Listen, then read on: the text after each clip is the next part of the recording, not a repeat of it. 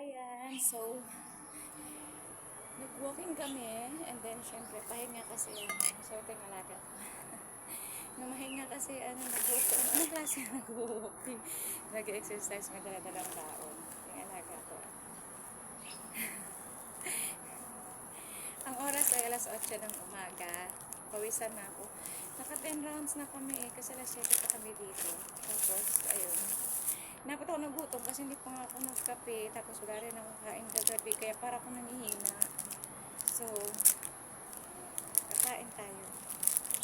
Ah, sit properly, baby. Sit properly. Sit like that.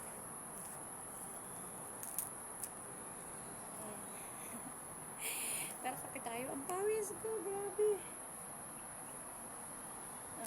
Titingin din daw siya. Ang gabi ka? Ha? Grabe, ang pawis. Dito kasi kami ngayon, sa lake. Ayun, nakasampung rounds kami. Yung mga lolas doon, nagsusumba. Doon sa harapan. Kami nito din kami sa kabila. Ayun, ang ganda ng view dito. Gawa ng nagutom ako sa kakalakad na 10 rounds.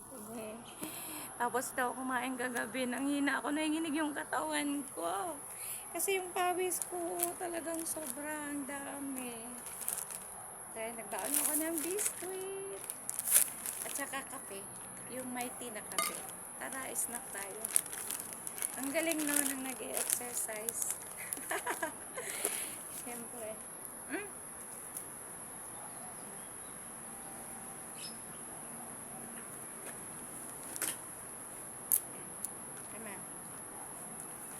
Alaga ko dyan.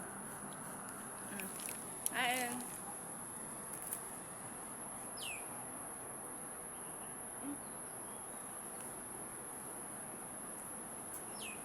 Nakakapagod, alam mo ba?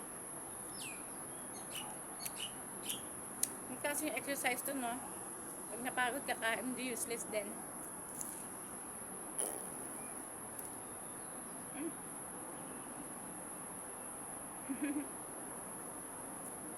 Alaga ko kain din.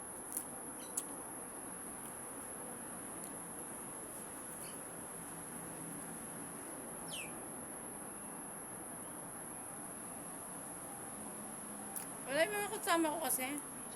Wala pa, hindi pa narating. Maraming mga Pilipina dito kaya hindi pa narating. Kami pa lang.